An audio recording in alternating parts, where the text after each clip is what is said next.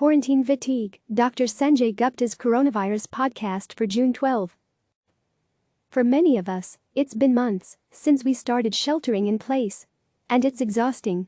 Now, as states begin to reopen and social distancing rules are relaxed, how do we decide what is safe to do and what isn't? And what about those of us who haven't had the luxury of staying at home? CNN Chief Medical Correspondent Dr. Sanjay Gupta speaks to experts about quarantine fatigue and how we should move forward with our daily lives. You can listen on your favorite podcast app or read the transcript below. Dr. Sanjay Gupta, for many of us, it's been months since we started sheltering in place. Our homes have become our gyms, our offices and our classrooms. It's exhausting.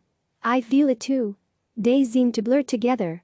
My kids keep asking me, when are they going to get to see their friends again? We're all craving some measure of normalcy. Now as states are reopening, and we're preparing to gradually step out of our homes, how do we decide what is safe to do and what isn't? I'm Dr. Sanjay Gupta, CNN's Chief Medical Correspondent. And this is Coronavirus, Fact versus Fiction. The advice we've been hearing, whether we like it or not, has been to stay home, unless absolutely necessary to leave. But all that time inside is creating a sense of restlessness and a desire to start socializing again with friends and family. Julia Marcus, an infectious disease epidemiologist at Harvard Medical School, calls this quarantine fatigue. Julia Marcus, Assistant Professor, Department of Population Medicine, Harvard Medical School, I think it's just the general sense that we cannot stay indoors forever. I think we all know that. And for the past few months, we have been contending with this message of stay home, except for essential activities. And that starts to wear on people. The overall message here is this is just not something we can sustain for many months on end. Gupta, and a lot of people have said that until a vaccine comes about, that life's going to be different. Is that what you hear a lot? Is that your impression as well? Marcus, yeah, I can't imagine that we're going to go back to business as usual until there is an effective vaccine. Gupta, it does seem that in medicine, maybe even more so than in public health, recommendations do tend to be pretty absolutist. How do you sort of apply, I guess, what you call and others have called the harm reduction model to something like this? What does that look like? Marcus, yeah, you're right that public health messaging and clinical practice recommendations are often very black and white. And one of the clearest examples of this is abstinence-only messaging around sex. We tell people, here's the safest thing you can do. And then we're afraid to tell them about the next safest things, like, okay, if you do have sex, here's what you can do to protect yourself. We're afraid to do that because we're afraid that that's permissive and that that's going to promote risky behavior. But the reality is some people are going to have sex, whether we like it or not, and we're missing an opportunity to give them tools to reduce any potential harms if they do choose to have sex. And that same model applies here. If we don't tell people, okay, if you want to expand your social contacts, here's the safest ways to go about it. Think about creating a pod with another family. Think about getting a sex buddy like they're recommending in the Netherlands. You know, these harm reduction approaches that give us a sense of, all right, this is not zero risk, but if you're going to do this, here's a way to do it as safely as possible. If we don't do that, we're missing an opportunity, and people are already making those decisions. We need to support them in doing it as safely as they can. Gupta, when you think about the messaging around harm reduction, take a scenario like what we saw with the spring break groups going down to the beaches and things like that. How do you strike the right message? Marcus, yeah, it's a great question. I think it needs to start from a place of empathy. Let's take those kids who were out on spring break. It could start from a place of, look, we understand that you need social contact. And then say, here are safer ways to do this. Like okay, gather on the beach, but try to maintain some distance. And what are the highest risk activities in that setting? It's probably not being on the beach. It's probably going back to your hotel room and having a crowded party in your hotel room. So can we advise people, alright, fine. Here's the lowest risk thing you can do while you're on spring break in Florida. And here are the higher risk things that you may want to avoid.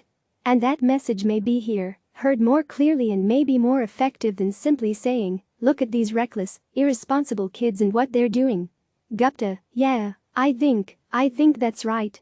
I mean, I've struggled. I'll be honest with you. And I have 3 teenage daughters as well. And, you know, Sometimes I think they blame me for this whole thing because they see me on TV talking about it, so they figure it must be my fault. Makes perfect sense to them.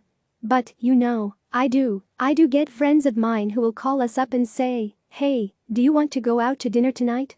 And we have always said no. And because we think it's not worth the risk at this point. And we also think it may set a bad example. And we're not through this yet. But how about you?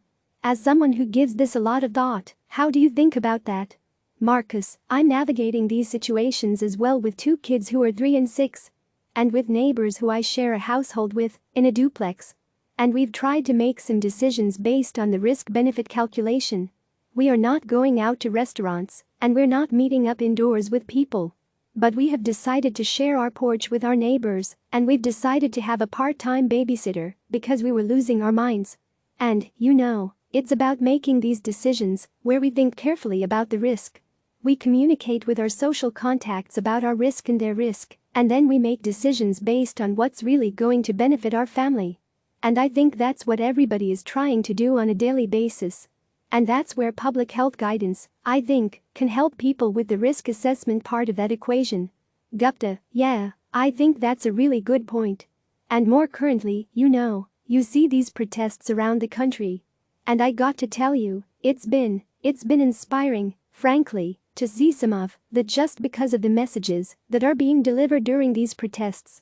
And yet, from a public health standpoint, you also see very large gatherings of people.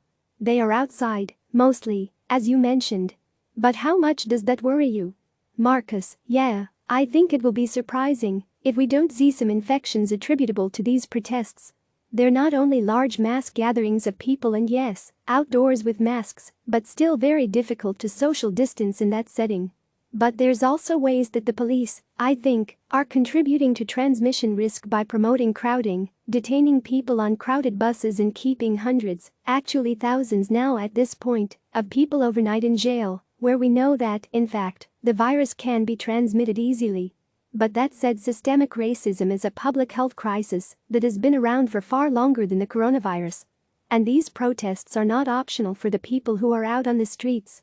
And so as a field, I think public health understands that we need to address multiple public health crises at once. And so harm reduction really is our best approach here, which is giving people the tools they need to protest as safely as possible. Gupta, you have said as well that what Americans need now is a manual on how to live life in a pandemic. What sort of things do you think should be in this manual? Marcus, well, clearly, staying at home alone or with your household members is going to be the safest thing to do right now in terms of viral transmission. But we also know that going outdoors seems to be fairly low risk. Especially if you're maintaining distance from people and wearing masks. Things like biking with somebody, running with somebody else, going for a stroll with someone. Those are all fairly low-risk activities. Once you're sitting with somebody with prolonged face-to-face contact, even outdoors, then your risk is a little bit higher. So let's say having a picnic, you're sitting on the same blanket, having a long conversation. But again, still lower risk than having that conversation indoors. We know that indoors is higher risk for transmission. And the more people you have in that room, the higher risk it's going to be. And for all of these settings, there are harm reduction strategies you can use, trying to maintain some distance, wearing a mask, keeping your hands clean. Those are all tools that we can use across settings to minimize harm. Gupta, if we were to talk again at the end of the summer, and it started to feel like a situation where we just became comfortable as a country with, 30,000 people being infected every day and hundreds of people dying every day. And that just became the way that it was. Would that surprise you? Marcus, I hope that we don't become inured to the amount of death that is happening every day. I also think we have to find a way to live with this virus. And, we have to find some way to continue to find joy in our lives. In the same way that in the early days of AIDS, people had to adapt. Gay men in particular had to adapt to a now deadly virus in their community. We are now doing that as a globe. And what worked in the early 80s was safer sex guidance. And that's kind of what we need here is guidance on how to live our lives with this new deadly virus that isn't going anywhere for some time. Gupta, we all need to figure out how to live with this virus. But that guidance might look different for those who don't have the luxury to stay at home.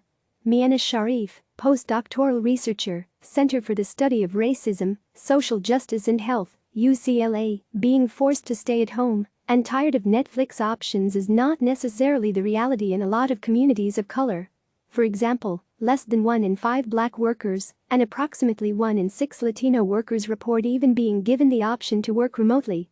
Gupta, that's Miana Sharif, a researcher at the Center for the Study of Racism, Social Justice and Health at UCLA. She says that for some communities, combating quarantine fatigue may be more challenging. And those communities tend to be occupied by people of color. Take public parks for example. Sharif, first of all, there's fewer access to a lot of green space where people can meet. And there is also the increased presence of law enforcement. This may prevent people from wanting to congregate in public spaces, as we're seeing in light of recent events. Gupta, Miana wants to make sure that when we think about strategies for helping people who feel stuck at home, that these differences are taken seriously. Sharif, a lot of the coping strategies that are being suggested are really problematic and maybe even be irrelevant for a lot of these communities. So from a health equity perspective, our hope is that when things reopen and we go back to quote-unquote what was normal, we go to a different normal, a better normal. Gupta, we know this disease isn't going anywhere anytime soon. And the longer it's here, the more important it is to find ways that we can live our lives alongside the virus as safely as we can. We'll be back Monday. Thanks for listening. If you have questions, please record them as a voice memo and email them to asksanjay@cnn.com. We might even include them in our next podcast. You can also head to cnn.com coronavirus and sign up for our daily newsletter, which features the latest updates on this fast-moving story from CNN journalists around the globe. For a full listing of episodes of Coronavirus, Fact vs. Fiction, visit the podcast's page here. Coronavirus, Fact vs. Fiction, is a production of CNN Audio. Megan Marcus is the executive producer. Felicia Patinkin is the senior producer, along with Amanda Seeley and Nadia Kaunang from CNN Health. Raj Makija is the senior manager of production operations. This week's episodes were produced by Ann Lagumeo, Evan Chung, Zach St. Louis and Zoe Saunders. With additional help from Michael Nettleman. Our associate producers are Emily Liu, Aaron Matthewson, Madeline Thompson and Rachel Cohn. Nathan Miller is our engineer, and David Toledo is the team's production assistant. Special thanks to executive producer of CNN Health Ben Tinker, as well as Ashley Lusk, Courtney Coop and Daniel Cantor from CNN Audio. Click subscribe to receive the latest news.